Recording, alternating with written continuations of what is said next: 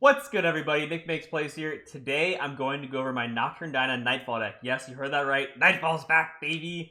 If you guys don't know me, I've hit rank 1 with Nightfall twice. I was one of the first people to really, truly innovate the Nightfall deck, and I played over, I think, 2,000 games with the deck. Between the two seasons, I played it a lot. So, believe it or not, I think it's actually pretty good. We'll see today, but I think it's actually a pretty good deck. Nightfall surprised me. I've been trying to innovate different ways to play it because I like it so much, so let's get into the deck. Before we start the deck guide, if you guys like Nocturne, Diana, or Nightfall, make sure you like, subscribe, comment below at the end of the video, let me know what you think. Alright, first card is Heavens Aligned. Daybreak, create a random Nightfall card in hand. Nightfall, create a random Daybreak card in hand. So usually you just use this as a 1-mana card to activate your Nightfall, just get the Daybreak effect, give you a random Nightfall card in hand. Pretty straightforward. Nightfall Activator is the main role of this card. Next we have 3 Lunar Dustbringer, needs no introduction. When summon gives you Dust Petal Dust is a nice Nightfall activator. Next unit you play with Nightfall costs 1 less this round, so what you can do is, straight up turn 1, you can just play it and push for pressure to start chipping away opponent's life points, but it's also a Nightfall activator itself that gives you another Nightfall activator, so very good way to, always make sure you have ways to activate your Nightfall effects. Slayer Soldier, pretty good Nightfall activator, +1/+1, hard to kill, puts in a lot of damage. I love this card, this deck. It's just really well-rounded stat unit to activate Nightfall with.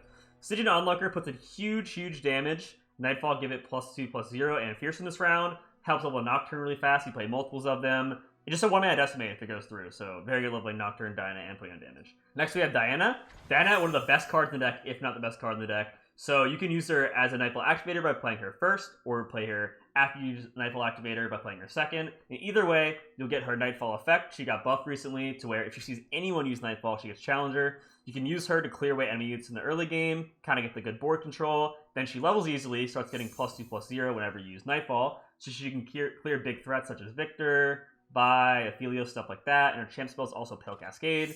Very strong. So this card is just really good at just removing the enemy blockers so you get field control, and then pushing for big damage for game at the end of the game. We have 1 Lunar Shadestalker.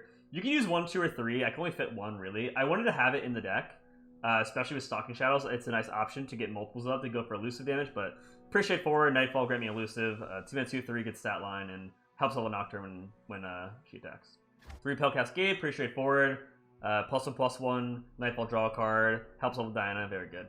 So 3 is Sky Shadows. I think this card's so strong. It's one of the main things I've been testing with lately that's made Nightfall feel viable, or puts Nightfall on the map. So when it's summoned, refill 2 mana if you pull out a Nightfall card. So Stalking Shadows used to cost 2, now it costs 3, which is a huge increase in mana because Stalking Shadows is very important for this deck. So 3 mana is a lot. So having the 2 free mana you get off the Sky Shadows really helps mitigate the increasing cost to Stalking Shadows, going to 3 now. And it also is never dead, because your whole deck's Nightfall cards, right? So you're always going to get 2 mana. So it's a good Nightfall activator that gives you mana for later for Unspeakable Horror, Pale Cascade, Stalking Shadow, stuff like that. And you never really feel like you're out of mana. The reason that's so strong in this deck is that can play tons of cards in one turn. You can be like, okay, 1 card, 1 card, 1 card, 1 card, because a lot of your cards are just cheap Nightfall things. So by playing the Sky Shadows, it really unlocks your hand. It really lets you just play all your cards in one turn if you want to. And if you sequence them right, you can just always find ways to weave around your opponent's cards if you have enough mana to do so, and he gives you that mana, so very good. Next, we have Unspeakable Horror. This card's so good in this meta. Drain 1 from anything, Nightfall, create a random Nightfall card in hand. Again, you really want ways to refuel in this deck because you're playing all your cards. Often in one turn, you'll play your whole hand. So this card's really great at hitting Valors against Scouts, a lot of extra Spacey Sketchers and Riot Dustbringers and Aphelios decks. You can use it against Bandle City cards. A lot of them have 1 health like Contrologist. So it's just really good to have a card that kills something and gives you a free card to kind of outpace your opponent. It also has Burn Reach and heals, so it's good. The healing's good for aggro. The Burn Reach is good to finish people off. It's just a really well-rounded card in this current meta. Next we have On the Dust. This card's insane in this deck. Alright, so 2 mana burst, draw 1. Nightfall, activate an ally's Nightfall effect, ignoring any targeted portions. So basically, it's a Nightfall card itself that activates Nightfall cards, or you can just use it as the first action to draw a card, and then it's a Nightfall activator, so all the rest of your cards that turn have Nightfall. But you usually want to use it for its second effect. You can use it on Doom Beast to drain 2, puts a huge bird damage to your opponents, helps heal you back. It's really good if you play Doom Beast, then another Doom Beast, then On Dust. It's sick. You're healing 6 and dealing 6 damage. Your opponent just can't keep up, and you can easily kill them like that. It's great on Nocturne. You use Nocturne's Nightfall effect. Make your whole enemy board -1, -0. Then you use this, do it again, so when Nocturne attacks and levels up, your whole board is Fearsome, and then none of their guys can block Fearsomes anymore. The other great thing it can do is level Diana very fast. It's a Nightfall effect itself, which also activates another Nightfall effect. So it's 2 Nightfall effects. It's 2 out of 4 for Diana. Make it very, very fast to level Diana, start getting her more attack, give her the challenger, stuff like that. So this card usually draws 1 plus as a bonus, like a big bonus, and can easily go for game via the Doom Beast, the Diana, or the Nocturne, so very good. Next we have Crescent Guardian, card's so good. 3 mana, 5/3, Overwhelm. That's really premium. You're not going to have a problem activating Nightfall in this deck, so you just, normally on turn 3, you just Duskpell Dust, play Crescent Guardian, 5/3 Overwhelm, usually chips in some pretty big damage, and really packs a punch. Next we have Doom Beast, Nightfall, Drain 2 from the enemy Nexus. Pretty straightforward. You want to be spamming these a lot in the late game for burn reach, so what you'll do is make a huge swing with like Nocturne, Diana, wide board, and you can just finish off, play a Doom Beast. If you Stalking Shadows, you have 2 Doom Beasts. If you Stalking Shadows plus On the Dusk, you have 3 Doom Beasts, and you can just drain off the rest of the Nexus and then win the game. Also very good to heal back for aggro, so you pretty much are guaranteed to win the aggro mirrors with this card. So next we have 3 Stalking Shadows. I really wish this card still costed 2 mana, because before you could use it, just 2 mana, it's a cheap Nightfall activator, and then play your Nightfall cards. It's a lot more expensive now, so you don't really use it as a Nightfall activator. You kind of just use it as refuel in the late game once you run out of steam. So you just like play all your cards, do your thing, and then when it's time to refuel, you use this. If you have tons of mana, you can still use it as a Nightfall activator, but nonetheless, I tried the deck without it, and I feel like what happens is they'll just like stop you, especially grind your matchups like Darkness, and they like use removal, and then you just run out of cards. So yeah, this is really good refuel, especially getting like the Doom Beast and stuff like that to reach for burn. So I still run 3 Stalking Shadows, and I think that the Sky Shadows makes it a bit more reasonable for it to cost 3, because it does give you 2 mana back when you play the Sky Shadows. Next we have Nocturne. He is so good in this deck. Alright, so Nightfall, grant an enemy vulnerable and give all enemies -1/-0. He also spears them himself. So what you can do is you give the vulnerable to cards you want to remove, such as Victor, Aphelios, stuff like that, and you can just kill them with, say, your Crescent Guardian, and then everything else has -1/-0, so they block very unfavorably. You get 1 big swing, you're on board control the rest of the game, and you win. He's also very easy to level up in this deck. You have to attack with Nightfall allies 5+ times, but it includes the attack you're doing like with Nocturne himself. So let's say early in the game you attack with like 2 Nightfall units, then you play Nocturne and attack with all 3, he's leveled. So since he gives the enemy board -1/-0, your whole board gets fearsome when he levels, and then they can't block and you just go for game. You can On the Dusk him to make everything -1/-0 again. Then, if you don't just win the game on the spot right there, he has a really good level 2 also. So his level 2 effect says when you play a unit, give enemies -1/-0 this round. So if you don't like finish them off on the attack, you make it very hard for them to win, just minusing all their stuff and get a big attack in next time. So Nocturne's just so good in this deck. And he's a good champ spell as well. Typical horror, we obviously main 3, so it's very good champ spell to have even more of.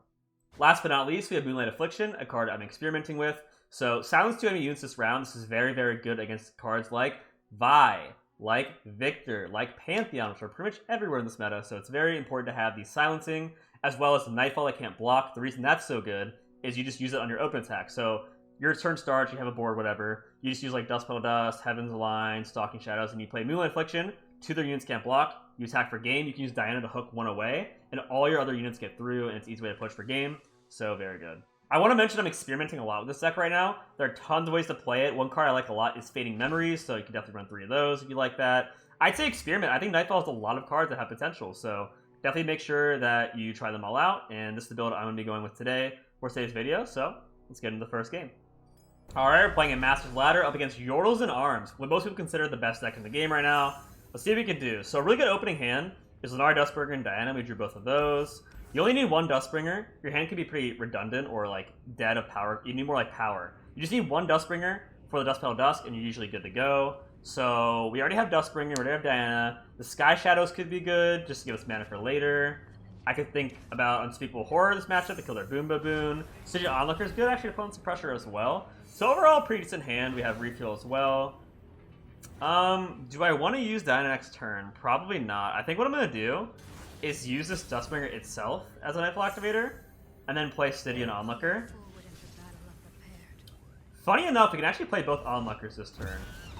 It's a pretty weird sequence, but we can waste our Nightfall activator now, just to play this on the field, for make it cost 0, because this lowers Nightfall units by 1, and then push for a ton of damage. Is that worth it?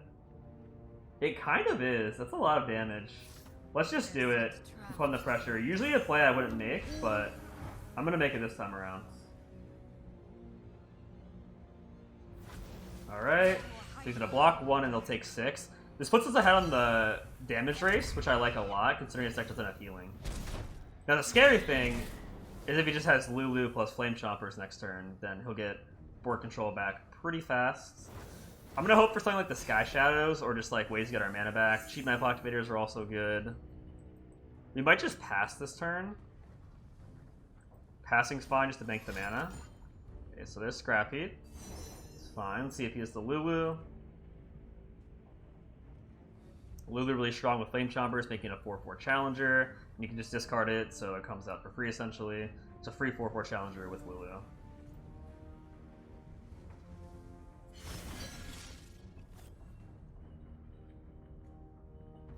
I'm feeling Lulu here. Okay, nothing, no Lulu here, that's fine. Unspeakable Horror. So what we're gonna do here is we're gonna play Diana as our Nightfall activator, and then we'll play Stygian Onlooker. That'll give her Challenger, and we'll get a 4/1 Nightfall unit as well, and then we can work towards our refuel the following turns, since we're running low on cards.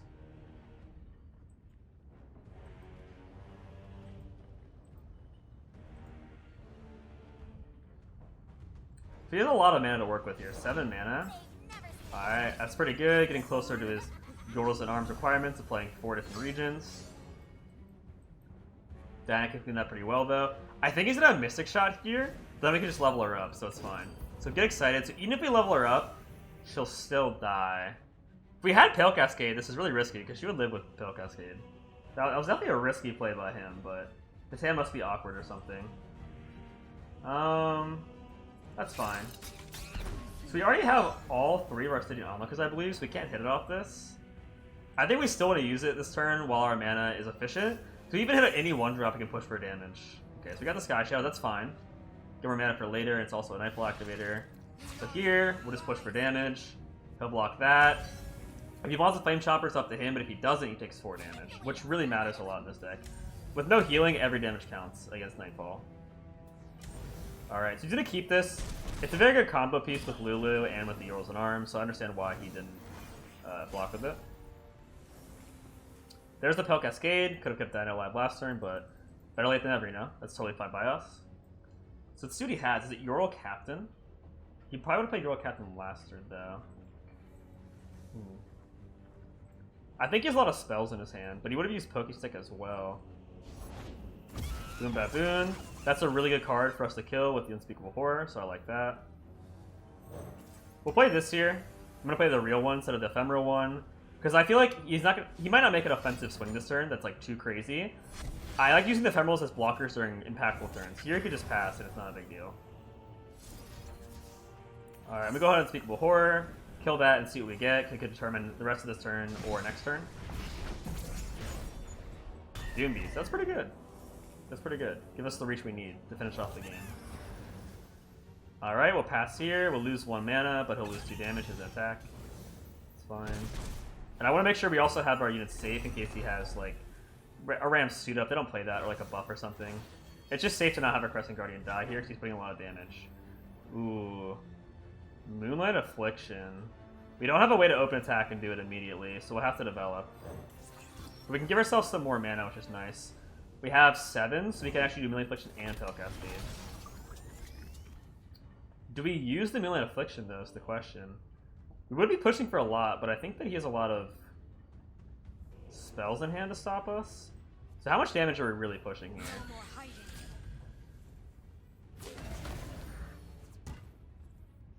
So we have 5 wide versus 3 blockers. 1 is Overwhelm. I guess we'll just do this one. In this one? Well, I guess we'll just do these 2. These ones are like the best trades for him. They just block the 1 health units. Yeah, let's just do these 2. Yeah, that's fine. Alright. Push for a lot of damage here. Got our Nocturne level, so when we draw him, he is leveled. And we have 2 reach with Doom Beast. That's what the main reason I'm doing this push. Is because if we don't finish him, we have Doom Beast reach and he has no healing. Or negation, so he can't stop us for going for game this way. Alright, so we can bait out a Pokestick or something, and then we can make it live and push for more damage with the Pale Cascade. If he does nothing, I'm not sure what to think. Because I think he has some form of removal, so I'm afraid to freak him into a buff. I'm hoping he'll just commit and then we can counterplay with Pale Cascade. Either Pokey Stick or Get Excited here. Excited. Okay, so you double Get Excited. That makes sense on why his hand is a bit awkward. So we're gonna do this here. There's another Pokey Stick, then make the push through, and he's in Doom Beast range and we can win. We also can do 2 Doom Beasts now if we have On the Dust for our Doom Beast. Alright. So that should be the game in our favor here. So it's gonna end up, he'll be at 0, we'll be at 20 via the healing. That's so clean.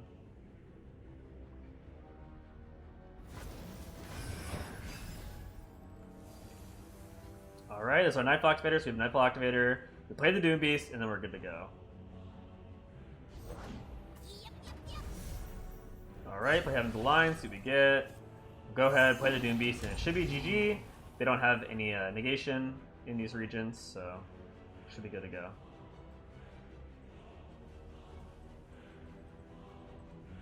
Alright. GG. GG. Well played, well played, well played.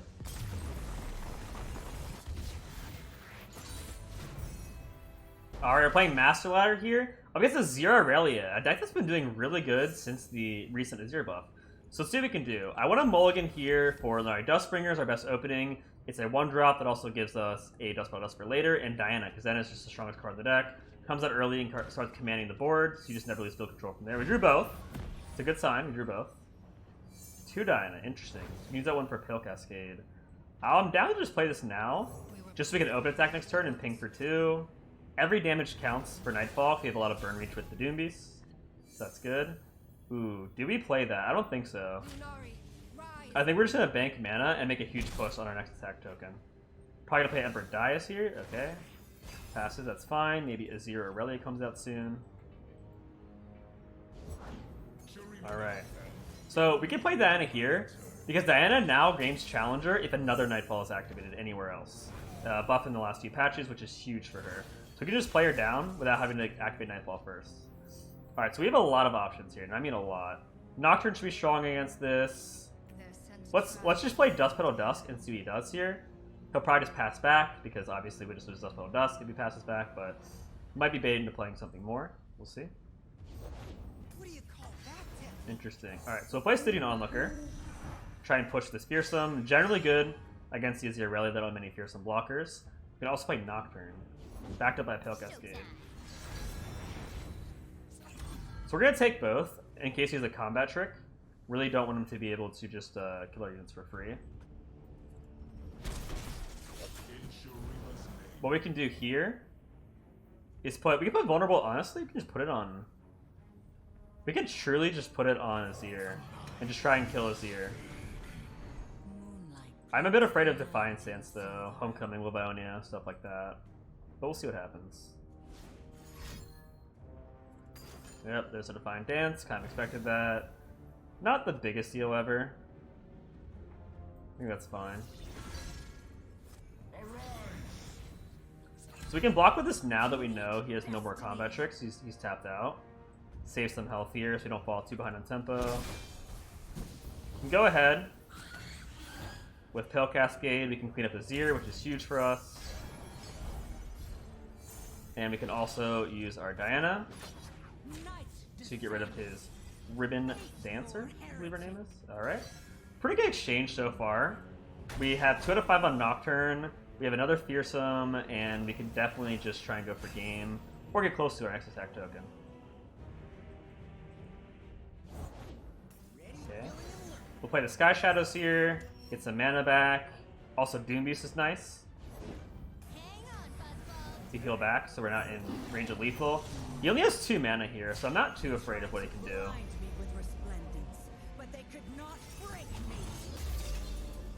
Alright.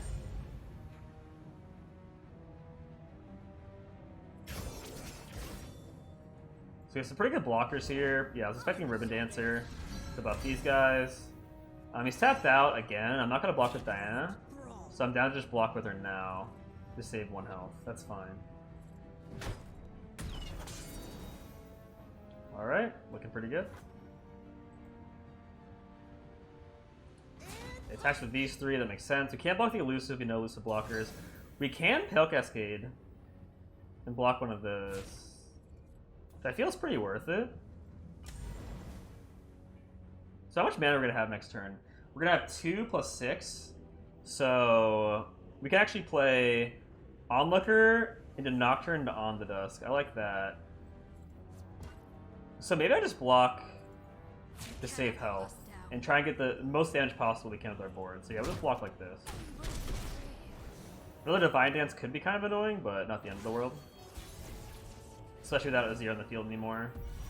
So we have enough mana, 5, 6, 7, 8. So we'll do this. We'll open pass, see what he does.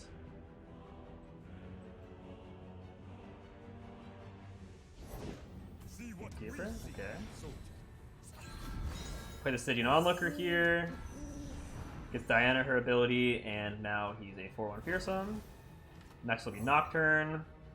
This is the only one that can block Fearsomes right now, after the -1, -0. So we'll give her the hook. And then we can just go ahead, attack with everything, make our weakest unit, like that, and it's -23, so this should be game.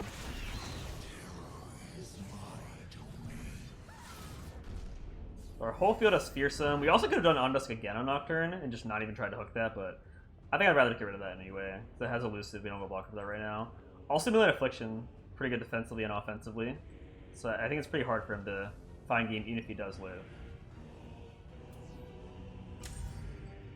No need to hook anything here because obviously we have Fearsome, pushing for 7 damage. Alright. He blocks that, still dead here. Exact lethal. Alright, GG. Let's go! Nightfall's back, baby! Let's go! The words of the heretic rang true. Alright, that's my Nightfall deck. I hope you guys liked it. Hope you guys enjoyed the games. Make sure you like, subscribe if you guys are enjoying the Runeterra content, as well as comment below what you think of the video. I'll see you guys next time. Peace.